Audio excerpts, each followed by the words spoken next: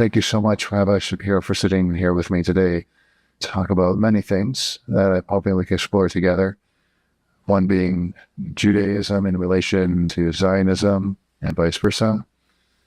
What you've termed Israel's armed materialism, and possible a new form of allyship between Palestinians and Orthodox Jews and everything in between those things. But perhaps we can start off with this question, which I know is one you've explored so thoroughly. Is this relationship or lack thereof between Judaism and Zionism? And for you, if I understand correctly, they are not only different, but at odds. Yeah, it's more than at odds. They work as kind of a team, actually, in the sense that a disease works as a team with its cure. Judaism is the disease and Zionism is the cure. Zionism was designed to create a new type of Jew. The reason they wanted to create a new type of Jew is because the old Zionists back in the day, 1800s, they looked at the Jews as disgusting. They looked at the Jews as weak. They looked at the Jews as cowardly. Unmanly was a word that they used often. They basically absorbed the anti-Semitic tropes of Jews, and they believed it. See, a little history is in order over here. Jews for thousands of years were a religious people, a monastic people.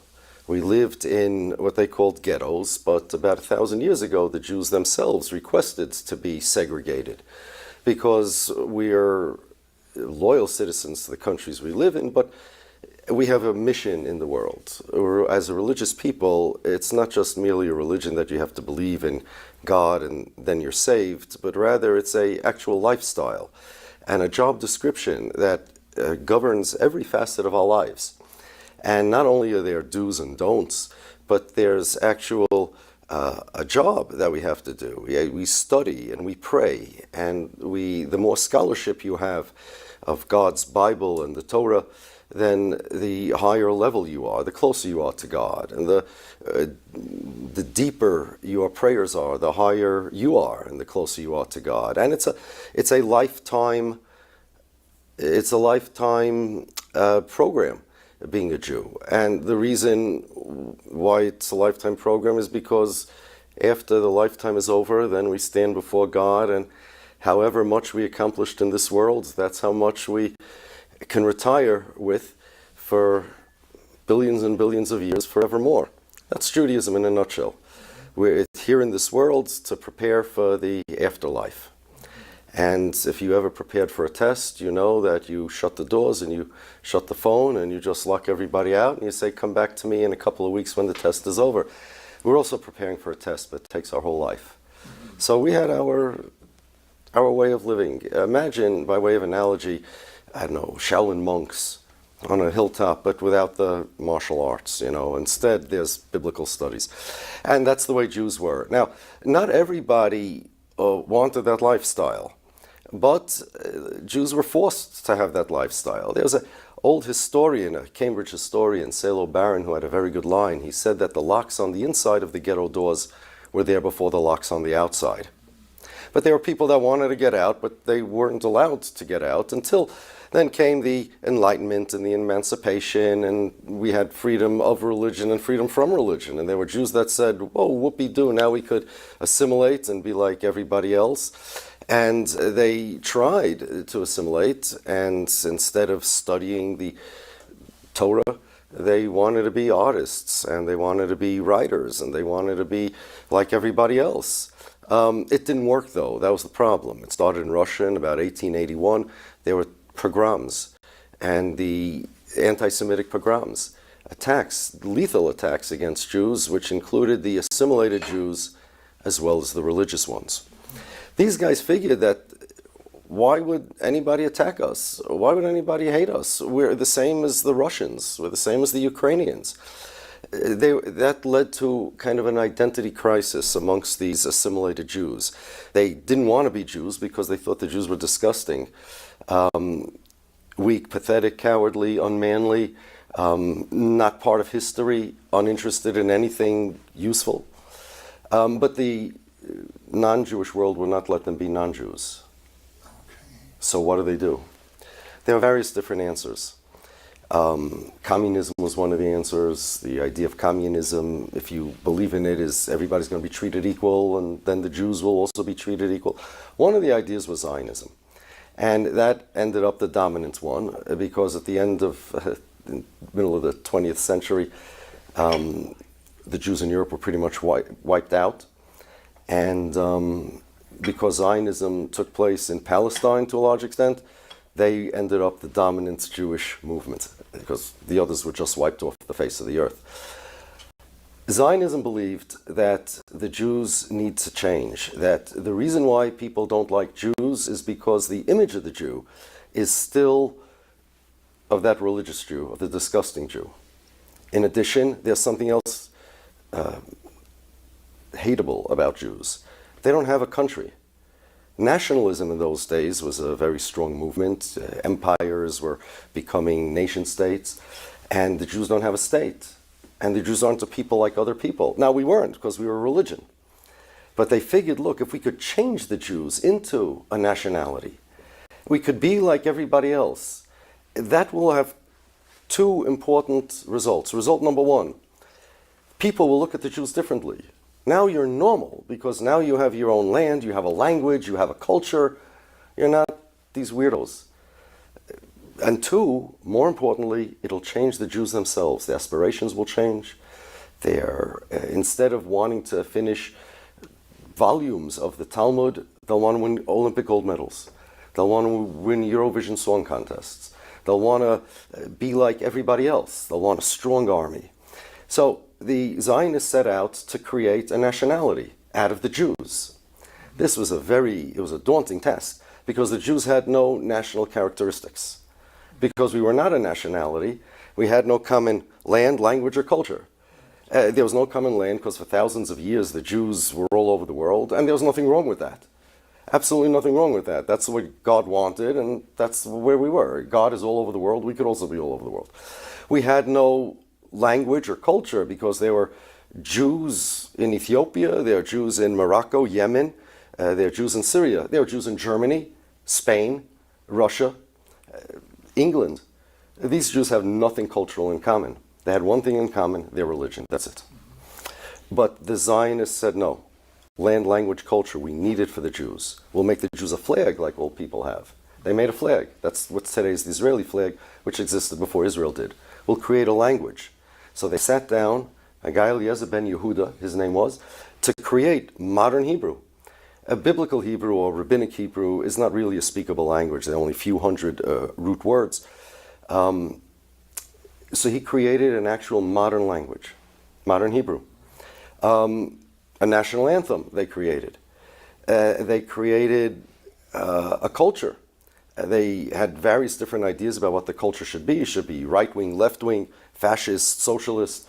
And those differences of opinion led to differences of political parties today in Israel. Long story short, the religious Jews were very much against this. They considered it a form of idol worship. It's an actual denial of Jewish identity, because Jewish identity is only religious. For many, many centuries, the Jews understood the only thing that unites the Jewish people is the fact that God gave the Jews the Torah at Mount Sinai, as the Bible says, and that's the only common denominator that Jews have. The definition of a Jew is somebody enjoined by God to fulfill the Torah. Being a Jew is a job description. The Zionists said, no, that will not do. We will become a nationality. And there was always this tension. It was worse than tension. The Zionists wanted to cure the Jews of their aspirations, which were to be meek, mild, humble, priestly. The Bible says the Jews are Mamlechas Kahanim v'Goy Kodosh, a priestly people. You will become strong men, warriors, especially warriors. Jews did not like wars. It was very much against our values. You will become warriors. You will become strong men. You will stop with this cerebral lifestyle and this studious, pious lifestyle. You will be like the Cossacks. You will be like the Germans. You will be like the Russians. Exactly which country you will be like and what culture? Okay, there are different Zionist opinions about that. And again, that resulted in different Zionist political parties today. And that was Zionism, designed to wipe out Jewish identity, destroy it, and replace it with Zionist identity. Very simple. And that way the Jews would be normalized, and the Jews will be normalized, will be normal in the eyes of the world. They had educational centers. They created history books that changed Jewish history. That the Jewish aspirations all throughout history was not for a Messiah to come and make a renewal of the world and the world become a spiritual place. No, Jewish aspirations were always for national self-determination. We were always looking to 2,000 years to come back to our land. No, we were looking for a messianic renewal of the world, for an eschatology, for God to come back and end of days. No, that's not what we were looking for, said the Zionists. We were looking for return to our homeland. And the Holy Land, Palestine, Israel, it is never our homeland. A homeland in English, the word homeland doesn't say much about what a homeland is, but in other languages, including Hebrew, homeland, like in French, la patria, fatherland. There's Mother Russia, it's motherland, it's fatherland. In Hebrew, moledes, the place you were born. And there's a certain, in nationalist philosophy, a certain organic connection between a people and the place where the people were born, where the people were formed. According to Judaism, the Jewish people were created at Mount Sinai in the desert. There was no country. According to Zionism, the Jewish people were created, as Israel's Declaration of Independence says, in Israel. Before Israel, weren't real Jews. Moses never went into Israel. But Israel is where the Jews were created, and Israel is therefore the homeland. For us, it's a holy land. Israel, for the Zionists, it's a homeland. Change all the Jewish concepts. Change everything from spirituality to politics, or from spirituality to physicality, from spirituality to materiality. Keep the names, keep the symbols. Yes, the Holy Land is valuable to us, but not because of the way the Jews think. Jews think it's holy. No, it's what Russia is to the Russians and Germany is to the Germans, Israel is to the Jews. We wanted an eschatology, an end of days, spiritual renewal of the world, said the Zionists. No, we want national self-determination. The Jews are a people only united by our religion, by our God. Jews are brothers because we have one Father, God. No, it's not true. Jews are brothers the same way the Russians are brothers. We are nationals, and that's it. Now, that's why Zionism is opposed to Judaism. And never mind the fact that the Zionists violate the Jewish religion in all sorts of ways. The most blatant is that we're not allowed to have sovereignty over that land until the Messiah comes.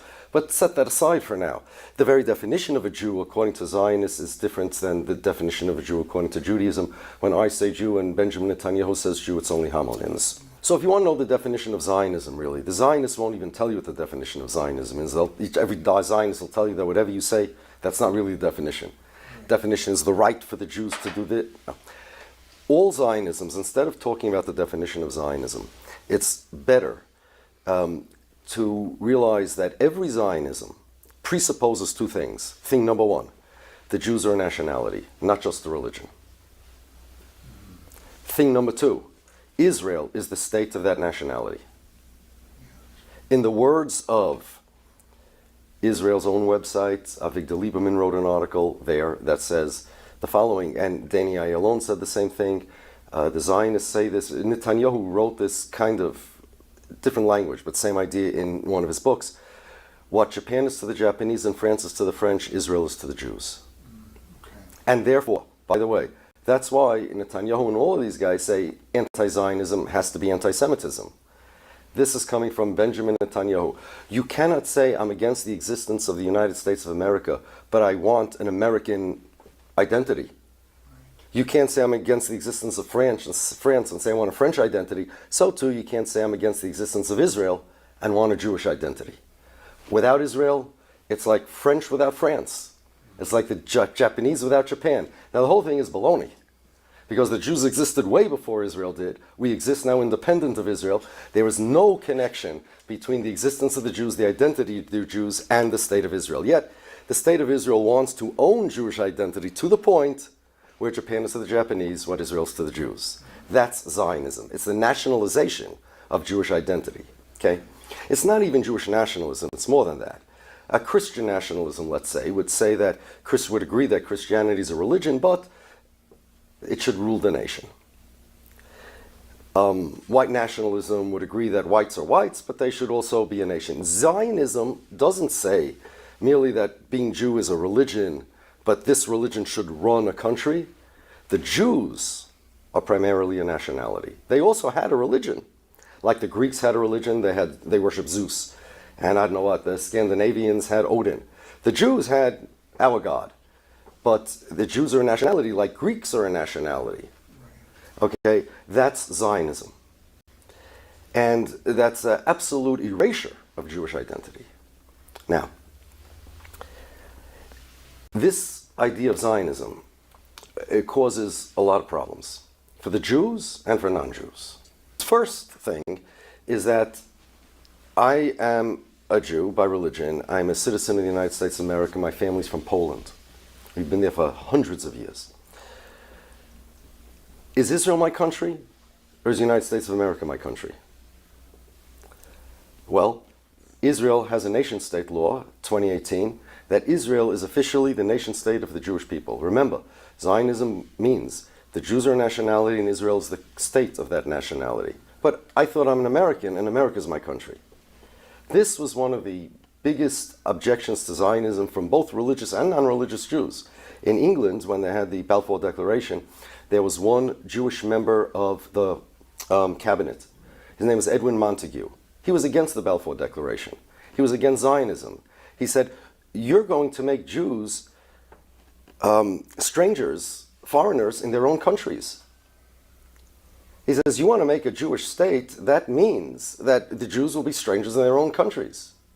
And indeed, Netanyahu comes to America. He did so when he came to speak to Congress about Barack Obama's Iran deal, which he wanted to squelch. And he said, I come here representing not only the people that elected me, but I represent all Jews all over the world. Netanyahu claims to be my prime minister. Naftali Bennett said after Barack Obama insulted Netanyahu, he called him a coward, using a nasty colloquialism, that insulting Netanyahu is insulting all the Jews all over the world.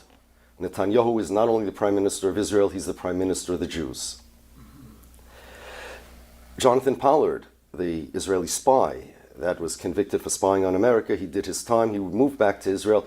He had not long ago said, it was in all of Israel's papers, he would advise Jews to spy on America for Israel. According to Zionism, Israel is my country. When Israel says that Japan is to the Japanese, and France is to the French, what Israel is to the Jews, imagine there's two people in France, a Jewish guy and a non-Jewish guy. France is to the French what Israel is to the Jews. He doesn't mean the Israeli Jews. He means the French Jews, too. So France is to the non-Jewish Frenchman what Israel is to the Jewish Frenchman. Zionism, by definition, is anti-Semitic, therefore, because it makes it's a dual loyalty trope. Not only dual loyalty trope, it demands my loyalty. It demands that it claims that it represents me by its own law. Now, mind you, there is not a single country in the world like that. There is no other country in the world that claims to be the state of people that are not its citizens, never were its citizens, don't live there, never did live there. I have a right by international law to change my nationality. If I don't like my president, Joe Biden, I can move to Mexico, and then Mexico is my nation state if they'll have me. But no matter where I run, what country I live in, Benjamin Netanyahu claims to be my prime minister because I was born Jewish. That sounds like a dictatorship, not a democracy to me.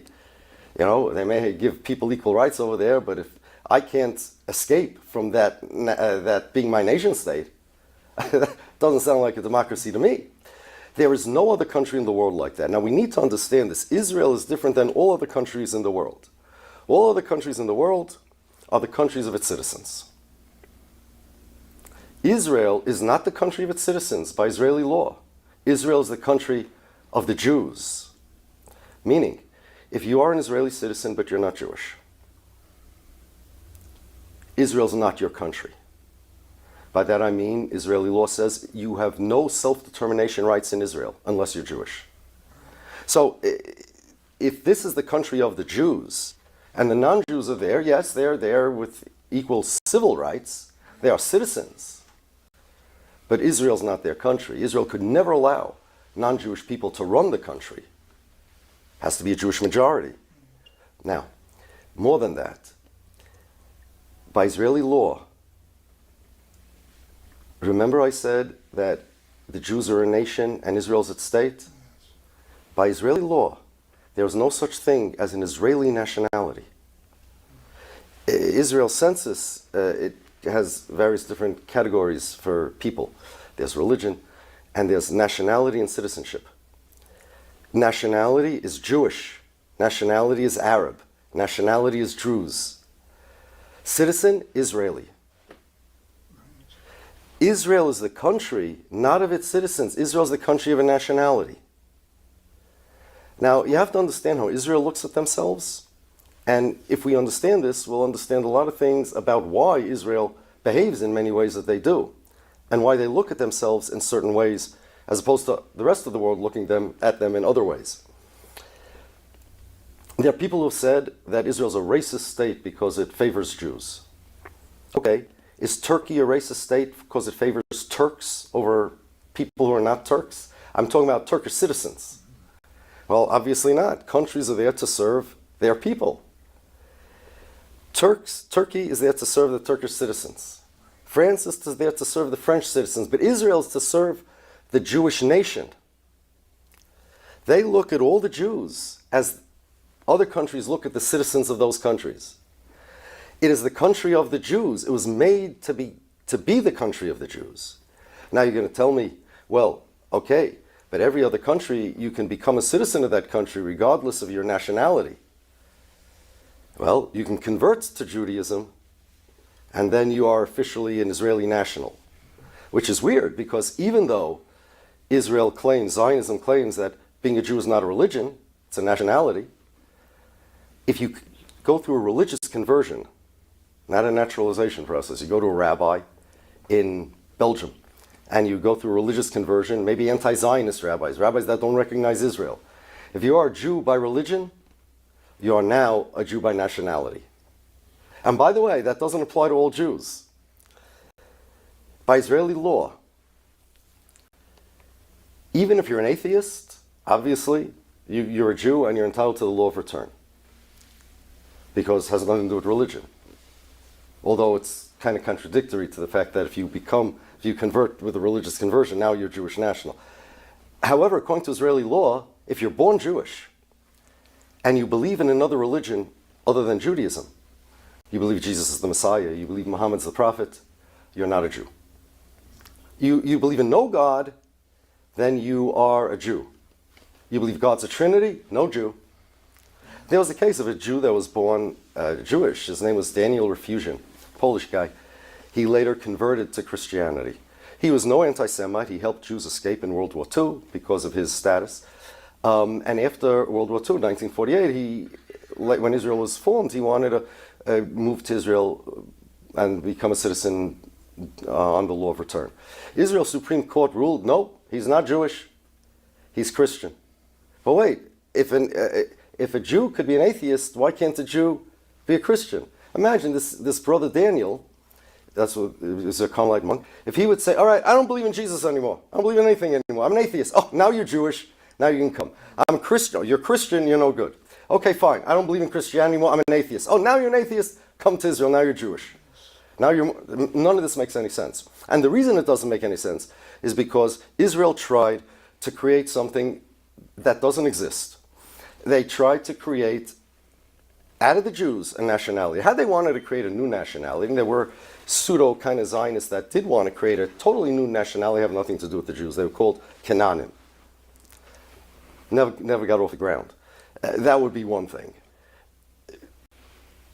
It was a valid idea. It was also a fiction, but they had nobody to buy into it. Nobody. What they did was they tried to gaslight the Jews and change the Jews and re-educate the Jews to look at themselves differently as a nationality rather than a religion. The problem is the Jews for thousands of years have been very, very solid in their identity that they're a nationality, that they're a religion. They have no national characteristics. And this whole idea that, well, if you're a Jew anywhere, you could come to Israel, what's the definition of a Jew? Israel has never defined what a Jew is. Israel claims to be a Jewish state, the Jewish state. What's a Jew?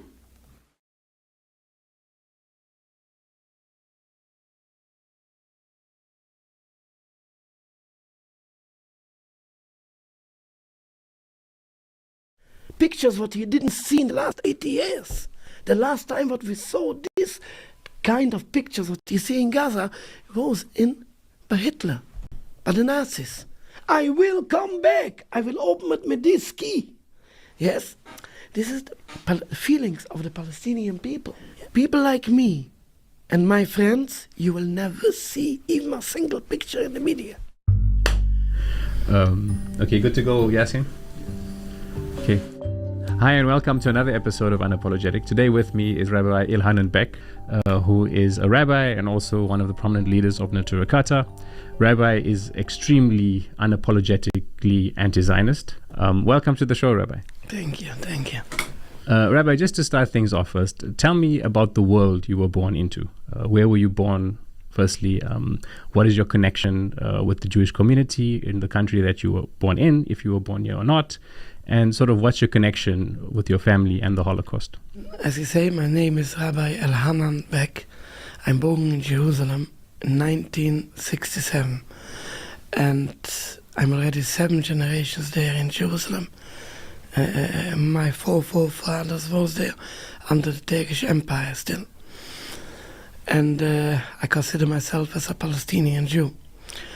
However, my father actually, this is my mother's side, my father coming from Hungary, he himself was in a bunker, hidden in a bunker by the Holocaust.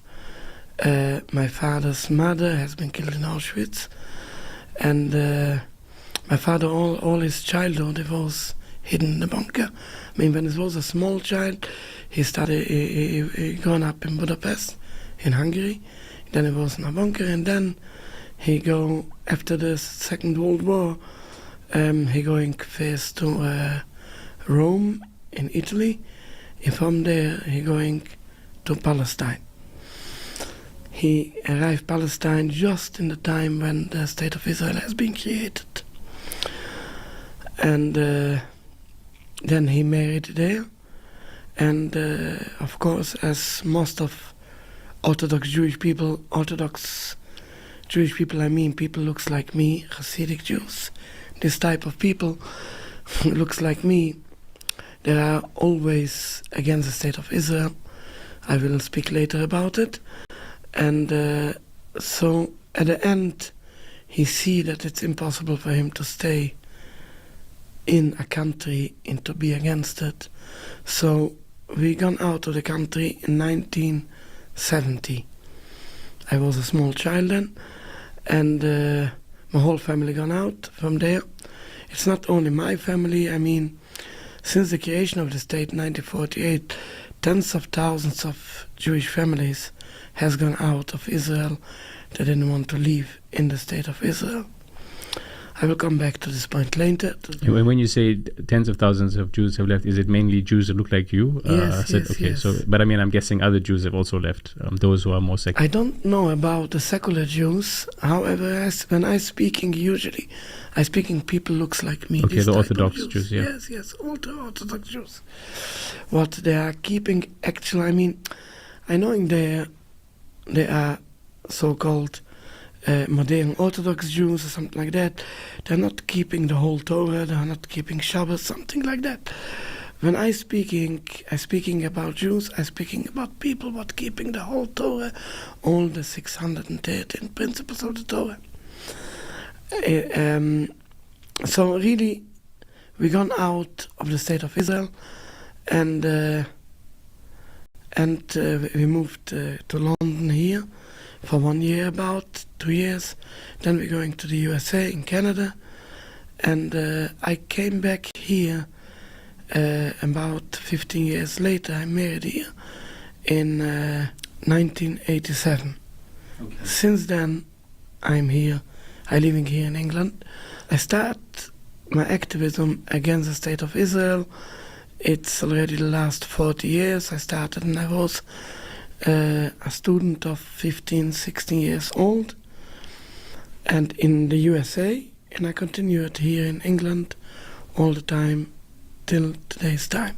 What encouraged your activism? Was it the fact that your family just and your people and your religious ideas just conflict with the state, or was it something more than that that sort of encouraged you to start being an activist, a very active activist against Israel? Again, I want to make it clear, when I'm speaking about activist, I'm coming to the point. Naturikate, yes, people call them this organization, called Naturikate. Naturikate is not an organization at all. Naturikate is only the name what people gave for these people, what they are speaking out openly against the state of Israel. Naturikate means, I come back to your question in 1 minute. Naturikate means, the meaning of the two words, Naturikate means guardians of the city. Natur is guardians, Kate is a city. I think in Arabic should also be Kata, a city called okay, anyway. This is in Aramaic, the word is in Aramaic. Naturikate. That means guardians of the religion. These people, what they are coming out to protect the religion, and they didn't leave for people from outside to invade the religion and to transform that into other ideas. This is what we are doing, and this is what people calling guardians of the city. And you, by the city, you mean Jerusalem? You mean Israel? The city, we mean the Jewish faith. The Jewish faith, okay. The Jewish religion. Activism doesn't mean really we are not active in any actual physical thing against Israel. We haven't got the power to that, and we're not doing anything against the law and anything like that. The thing what our work is in the Naturikate is exactly as the words, guardians of the city, to watch of the Jewish faith, not to let people to transform that and to put it on new tracks, to give that a new look on Judaism. I will come back to that a bit later when I will explain what is Zionism, what is Judaism. Okay, I mean, you've mentioned Naturikate. Just break down for me, as someone who doesn't understand everything about Judaism and all the various parts of Judaism. There's Haredi Judaism and Hasidic Judaism, and there are people who look like you who support Israel, the Shabbat Lubavitch. Can you just kind of explain to me and our audience where they all fit into each other, and how do they come into existence? Yeah, look, I prefer better to speak better to explain what is Judaism, what is Zionism, why we are against Zionism, and then we will come to the point what is about absolutely. All these type of sects, Okay. amount of sects. So activists against the state of Israel, that means to keep people on the right track. And I will try to explain that from the beginning. What is Judaism? Judaism is a religion. It's not a race. It's not it's not a nationality. Judaism is a pure religion. Judaism is a religion. Have nothing to do with any race, with any nationality. There can be a white Jew, a black Jew, an Indian Jew, a Japanese Jew, a Chinese, no difference. Everybody who keeps the religion, he converted to Judaism, he's the same Jew as me. Anybody who gone away from Judaism, he doesn't believe in the 13 principles from Judaism, even not he doesn't believe, he's not clear. He's not clear in one of these 13 principles, he's not considered as a Jew. He can call himself whichever name he wants. He can have a strong power, he can have a strong country, he can give the name of the country a Jewish country, he can say whatever he wants, but he is not. Judaism is a pure religion. If you keep the religion,